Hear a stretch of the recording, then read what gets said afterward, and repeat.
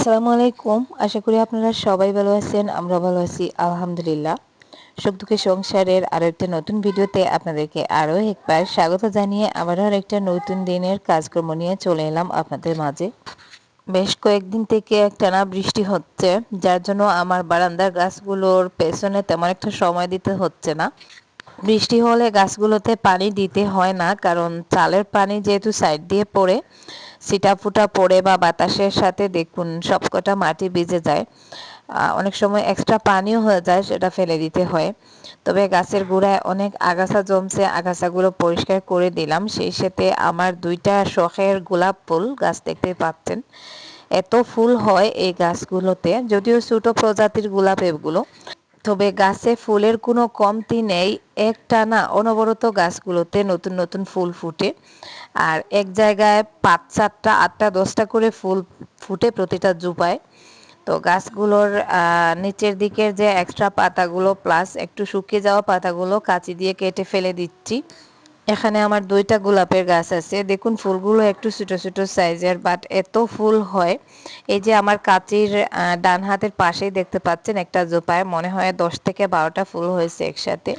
তো আজকে গাছের গোড়ার আগাছাগুলো পরিষ্কার করে দিলাম। সেই সাথে এই যে আমার ওয়ান টাইম গাছগুলো, ওগুলো কিছুদিন পর পর ছাঁটাই করে দিতে হয়। তো এখান থেকে দেখুন আমি 2-3টা শেকড় সহ আর কি গাছ উঠিয়ে নিচ্ছি। আমার কিছু আপুরা কমেন্টে অনেক সময় বলেন যে আপু তুমি এই গাছগুলো থেকে আবার আলাদা জায়গা চারা করাতে পারো। তো আজকে সেই ট্রিক্সটা কাজে লাগাবো। শীতকালের প্রায় শেষের দিকে আমি কিছু ভুট্টা লাগিয়েছিলাম। তো অনেকগুলো গাছ প্রথমে হয়েছিল আমার সবজি বাগানের সাইড দিয়ে আর কি, যে এক্সট্রা জায়গা রয়েছিল। তো কয়েকটা ভুট্টার গাছ ছাগলে খেয়ে ফেলছে, কয়েকটা রয়ে গিয়েছিল, তার মধ্যে 2-3টা ভুট্টা শুকিয়ে গেছে। তো ওগুলো পেরে নিচ্ছি। বৃষ্টিতে যদিও ভিজে গেছে, আরো 1-2 দিন মানে বৃষ্টি শুরু হওয়ার আগে পাড়ার কথা ছিল, কিন্তু ওগুলো পুরোপুরি পাকে নাই, তাই রেখে দিয়েছিলাম। যেগুলো পেকে গেছে ওগুলোই আজকে পেরে নিচ্ছি। দেখছেন একটা চুলা মারিয়া হয়েছে নি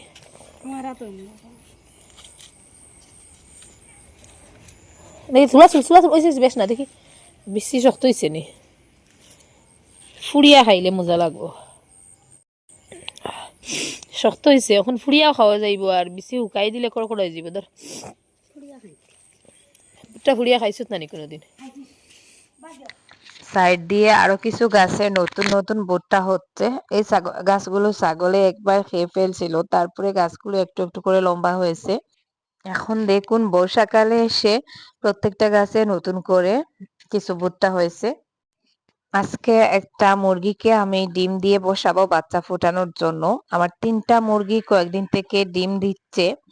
তো একটা মুরগি এখন বসে বসে দেয়, মানে ডিম থেকে বাচ্চা ফোটানোর জন্য। তো ওকে ভাবলাম ডিম দিয়ে বসিয়ে দেই, দেখা যাক বাচ্চা শেষমেশ বের হয় কিনা।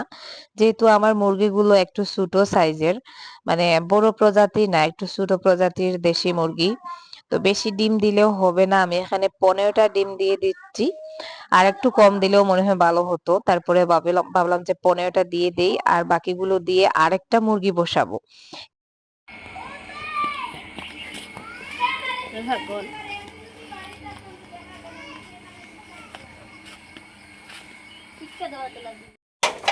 বয়া চাই দেখি বয়া গয়ের দে না জ্বালা ইটার ওদারে দি হরা ওদারে দি ইটো ওসে তো ইটো না তুই হরা ও আর গান হরা দেখি তল লাগাই লাগাই দে রে তল আরো ইট দিও কর তল লাগি যার। যেহেতু বর্ষার সিজন, ডিমগুলো যাতে ঠান্ডা না হয় সেজন্য আর কি একটু যত্ন করে ডিমগুলো বসিয়ে দিলাম। এদিকে একটা জিনিস আপনাদেরকে দেখাই। আমার মরিচ গাছে মাশাল্লাহ দেখুন, আমারই হতো নজর লেগে যাবে। দেখুন কি অবস্থা, পুরো গাছটা একেবারে সাদা হয়ে গেছে। পাতার থেকে মানে হিসাব করে দেখলে হয়তো পাতার থেকে মরিচের পরিমাণ বেশি হবে। দেখুন কত মরিচ হয়েছে। তো মধ্যে কিছুদিন শুকিয়ে গিয়েছিল, এই যে দেখুন কি একটা অবস্থা।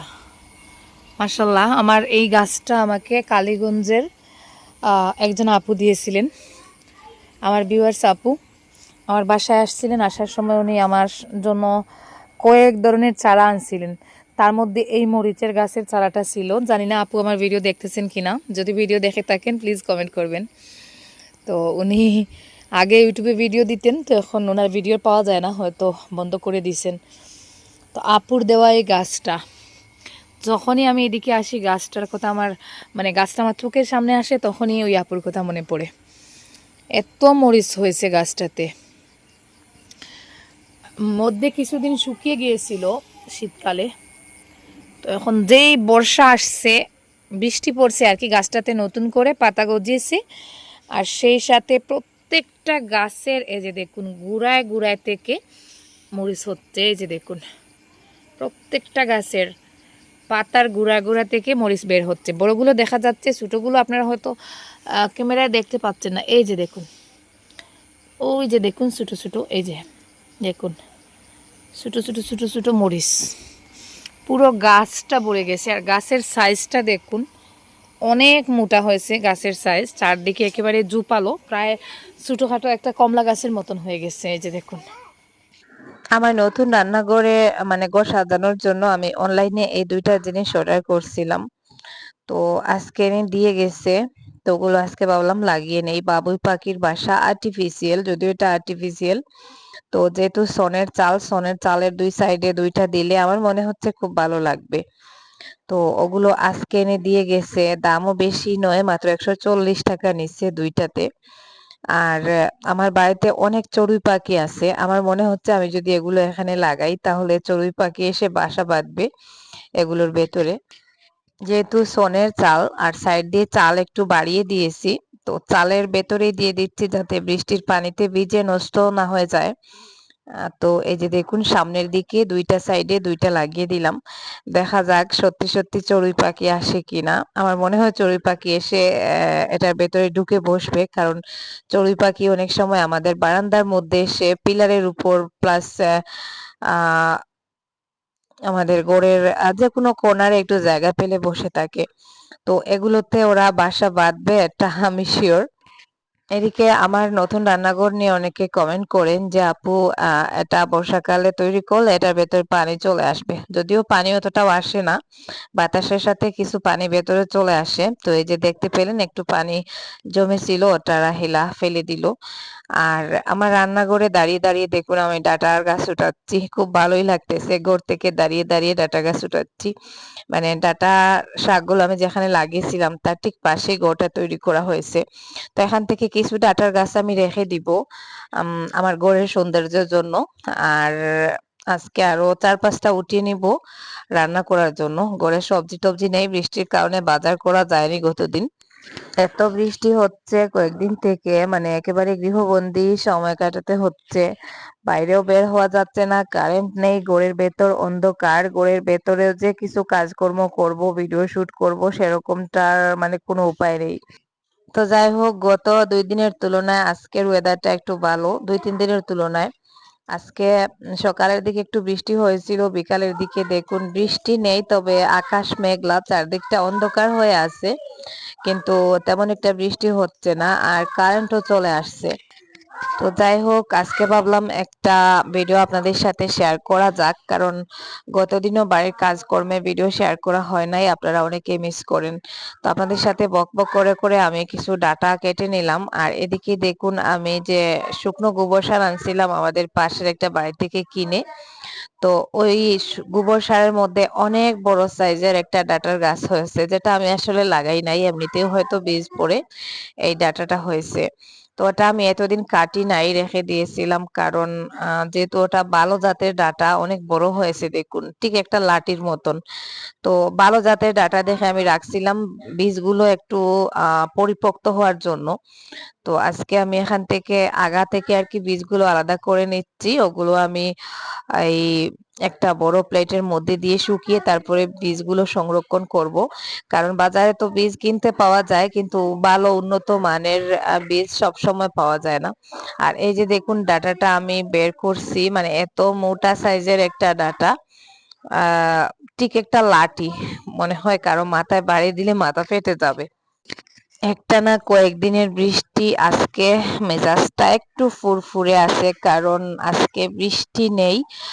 ওয়েদারটা ভালো, বাইরের দিকে বের হওয়া যাচ্ছে, টুকটাক কাজও করা যাচ্ছে। তো যাই হোক, আজকে অনেক দিন পরে আমি তেলের সন্দেশ করব, যেটা অনেকেই তেলের পিঠা, পোয়া পিঠা বলেই ডাকেন। তো আমরা কিন্তু সন্দেশই বলি, যেটা আমি অনেকবার ভিডিওতে বলছি। তো এখানে ময়দা, সুজি, চিনি দিয়েছি আর একটু মৌরি দিয়েছি ভালো একটা ফ্লেভারের জন্য। তো এদিকে আমার বোন, ওই যে শারমিন ভিলেজ লাইফস্টাইল, তো উনিও আসছিলেন, আমাদের বাসায় আসছেন। তো ভাবলাম সবাই মিলে দুপুরে একটু চা খাওয়া যাবে, গল্প করে করে কিছু সন্দেশ পিঠা করে নেই। আমি সন্দেশ করার সময় সন্দেশগুলো অনেক ফুলকো ফুলকো হয়, তবে আজকের গুলো একটু কম ফুলকো হচ্ছে। তার কারণ আমি সন্দেশের গুলাটা তাড়াহুড়োর মধ্যে ঠান্ডা পানি দিয়ে করে নিয়েছি। যদি গরম পানি নিয়ে করতাম তাহলে সন্দেশগুলো আরো বেশি ঠিক বলের মতন আর কি ফুলে উঠতো। তো যাই হোক, মোটামুটি একটা ভিডিও শেয়ার করেছি, অতটাও বড় না আবার ছোটও না। আশা করি ভিডিওটা ভালো লাগবে, তাই রিকোয়েস্ট করব স্কিপ না করে একটু ধৈর্য সহকারে ভিডিওতে, যারা এখনো একটা লাইক দিতে ভুলে গেছেন প্লিজ একটা লাইক দিয়ে ভিডিওটা শেষ পর্যন্ত কন্টিনিউ করুন। আর আপনি যদি আজকে আমার চ্যানেলে নতুন হয়ে থাকেন তাহলে আমার চ্যানেলটাকে চাইলে সাবস্ক্রাইব করে দিতে পারেন। তো এদিকে দেখুন, দুপুরের দিকে একজনকে দিছি, যেহেতু দাঁড়িয়ে দাঁড়িয়ে অনেকক্ষণ পিঠাগুলো ধৈর্য সহকারে করতে হয়, তো আমি কিছুটা আগে করে নিয়েছি, বাকিটা দিয়েছি রাহেলার কাছে, ও করতেছে। আর এদিকে শিফা তরকারি একটা রান্না করতেছে, ও তরকারি টরকারি এখন রান্না করতে পারে। তো আমি করি বেশিরভাগ, তারপরে যখন আমার একটু টায়ার্ড লাগে তখন ও করে। রান্নাও তেমন একটা খারাপ হয় না, মোটামুটি ভালোই হয়, রান্না বান্নাটা শিখে নিয়েছে আমার থেকে। তো যাই হোক, আমি পাশে দাঁড়িয়ে দাঁড়িয়ে একটু ভিডিও করছিলাম, ও বসেছিল, তারপরে আমিও হেল্প করি। আমি মনে করি রান্না বান্নাটাও শিক্ষার একটা অংশ, একটা আর্টের মতন। তো এটা আসলে প্রত্যেকটা মেয়েরই শেখা প্রয়োজন। আমার যে কুকিং চ্যানেলটা আমি ওপেন করছিলাম, ওই চ্যানেলে শিফা কয়েকদিন রান্না বান্না করেছিল, আমি পাশে মানে থেকে ওকে দেখিয়ে দেখিয়ে দিয়েছিলাম। তখন থেকে ও রান্নাটা মোটামুটি শিখে নিয়েছে, রান্না করতে পারে। তো ও সব সময় করে না, আমি করি বেশিরভাগ সময়ে। তো যখন দেখা যায় আমার একটু শরীর খারাপ থাকে বা আমার সময় থাকে না, খুব বিজি থাকি বা কোনো কিছু আর কি, তখন ও করে। তো যাই হোক, এদিকে আমি এখন লিকার চা বসিয়েছি তেজপাতা দিয়ে লিকার চাটা আমার খুব ফেভারিট। মানে চায়ের সাথে তেজপাতার ফ্লেভারটা খুব সুন্দর আসে। তো আপনারা যারা ট্রাই করেননি ট্রাই করে দেখবেন, খুব ভালো লাগে তেজপাতা দিয়ে লিকার চা খেতে। তো এদিকে আমি কিছু পিঠা করে নিয়েছি, আরো করছিলাম, একদিকে পিঠাগুলো হচ্ছে, একদিকে হাতে হাতে নিয়ে ওরা শেষ করে দিচ্ছে। তো ওগুলো আমি আলাদা করে রাখছিলাম চা খাওয়ার জন্য। তো এখন সবাই মিলে একটু চা খেয়ে নিব। মাই রোজই আইসুত নি যাইতে গেলে তুই আমারে নিতে নানি এটাই দাম নি হুম যাইতে আগে নি তুমি দেখো না আমরা বাড়ি হ্যাঁ আও খান্দি দেয় না আমার কাছে আওসাইন দেখি আও খালা নাই দেয় না নিতে কি আমি রেডি হইতাম নি ও দোষ আমিও রেডি হয়ে যাচ্ছি তুই আমার নিবি তুই আমার নিবি নি খানার দ্বারা কি সুন্দর ফুল দিছে তাই তুমি দুইটাই তাই নি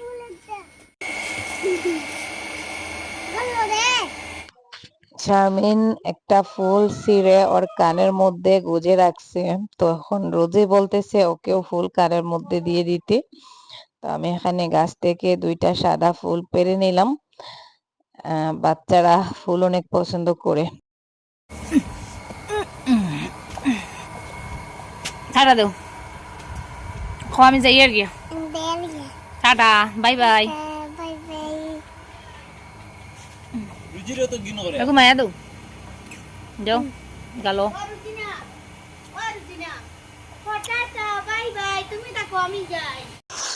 জুবাইর চলে আসছে রোজিকে খেপানোর জন্য। রোজি জুবাইরকে একেবারে সহ্য করতে পারে না, ও সবসময় ওকে আফা বলে খেপায়। তো ওকে আপা বললে মানে ও অনেক বেশি রেগে যায় দেখুন। তো যাই হোক, আজকে মোটামুটি ভালো মুডে আছে, ওরা চলে যাবে, রেডি হয়ে গেছে। কারণ আবার আকাশ অন্ধকার, একটু পরে হয়তো বৃষ্টি চলে আসবে। গত কয়েকদিন থেকে কারেন্টের সমস্যায় এখন কলতলায় বাসন ধুইতে হয়, মানে কারেন্ট আসে চলে যায়, ভালো করে ঠিকঠাক ভাবে মোটর চালানো যাচ্ছে না, সিনটেক্সে পানি ভরা যাচ্ছে না। তো যাই হোক, একটা সুবিধাই হয়েছে, আমার কলটা ঠিকঠাক থাকবে কিছুদিন। কল চাপানো বন্ধ রাখলে দেখা যায় পরে কলে পানি উঠতে চায় না।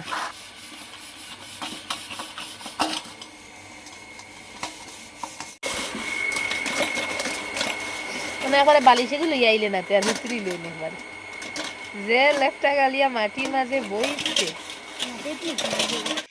সবাই সবার মতন কাজে ব্যস্ত। রাহেলা বাসন ধুইতেছে, এদিকে শিফা হচ্ছে মুরগির গোটা পরিষ্কার করতেছে। যদিও এটা পরিষ্কার আগে থেকে করা ছিল, তো সন্ধ্যার দিকে একটু গরম বস্তা টস্তা আর কি দিয়ে মুরগিগুলো ঢুকানো হয়। তো এখানে দেখুন, একটা ঝুড়িতে গতকালকে মনে হয় ডিম নেওয়া হয় নাই, অনেকগুলো ডিম জমে গেছে। তো আরো যে 2টা মুরগি আছে ওই মুরগিগুলো মনে হয় ডিমগুলো পারছে। গত রাতের ঝড় বৃষ্টিতে তুফানে আমাদের কি অবস্থা করছে আপনাদেরকে একটু দেখিয়ে আসি চলুন। খুব খারাপ অবস্থা, যেটা বলে বোঝানো যাবে না।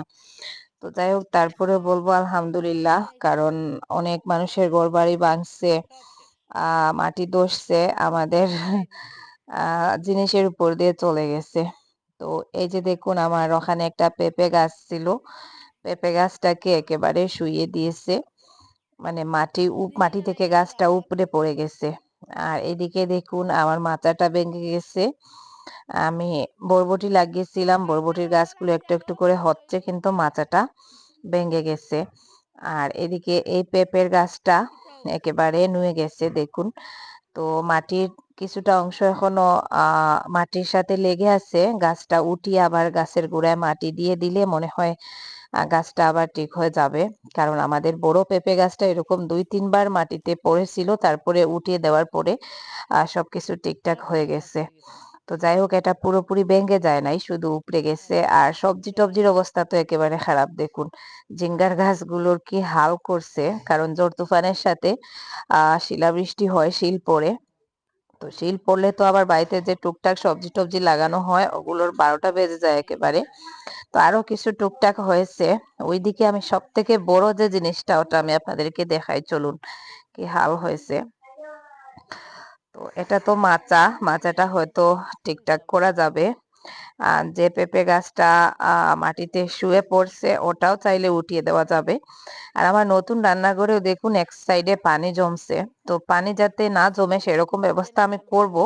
এখনো সবটা ঠিকঠাক করে করতে পারি নাই, জাস্ট লেপে দিয়েছিলাম, লেপাটা চলে গেছে বৃষ্টির কারণে, লেপাটা ঠিকঠাক ভাবে শুকাতে পারে নাই। তো সব থেকে বড় যে জিনিসটা আমি দেখাবো আপনাদেরকে, সেটার জন্য একটু অপেক্ষা করুন। তো এদিকে দেখুন, আমার বাস্কেটের শসার গাছগুলো মাশাআল্লাহ খুব সুন্দরভাবে হয়েছে, ওগুলোতে মাচা দিতে হবে, আগামীকালকে মাচার কাজটা সেরে নিব। আর এখানে আমি আর নতুন আরো কিছু শসার বীজ লাগিয়েছিলাম, চারা উঠেছিল, কিন্তু বৃষ্টির কারণে, অতি বৃষ্টির কারণে সব নষ্ট করে ফেলছে। এইদিকে আরো কিছু জিনিস আপনাদেরকে দেখাই। এই যে বলেছিলাম সব থেকে বড় যে ক্ষতিটা হয়েছে সেটা হচ্ছে, আমার খুব শখের একটা পেঁপে গাছ ছিল। এই যে দেখুন, এখানে এই পেঁপে গাছে অনেক পেঁপে হয়েছিল। আর আমার যে বড় পেঁপে গাছটা আপনারা সচরাচর দেখেন, আমরা যেটা থেকে পাকা পেঁপে পেরে খাই, তো ওই গাছের বীজ মানে জাত ছিল এটা, খুব সুন্দর সুন্দর বড় বড় সাইজের পেঁপে হয়েছিল। এই যে দেখুন, ভেঙে 2 টুকরো হয়ে গেছে। এই যে নিচে দেখুন পেঁপে গুলো পড়ে আছে, এখনো উঠিয়ে আনা হয় নাই, এটা ভেঙে 2 টুকরো হয়ে গেছে। আর এদিকে আমার আরেকটা অরবড়ইয়ের গাছ ভাঙছে, এদিকে দেখুন আরো অনেকগুলো গাছ ভাঙছে, এখানে আরো একটা অরবড়ইয়ের গাছ ভেঙে শুইয়ে দিয়েছে। তো এত তুফান হয়েছিল গতদিন। আর এই যে দেখুন, যে পেঁপে গাছটা ভাঙছে ওটার পেঁপে গুলো কুড়িয়ে আনা হয়েছে, অনেকগুলো পেঁপে, আরো কিছু পেঁপে এখনো নিচে নেটের বাইরে রয়েছে, ওগুলো আনতে হবে। আর এখানে যেগুলো আনা হয়েছিল সেগুলোই আপনাদেরকে দেখাচ্ছি। এতগুলো পেঁপে কি করব, তো সেটাই ভাবতেছি। তো যাই হোক, আজকের মতো এই পর্যন্ত, সবাই ভালো থাকুন, আল্লাহ হাফেজ, আসসালামু আলাইকুম।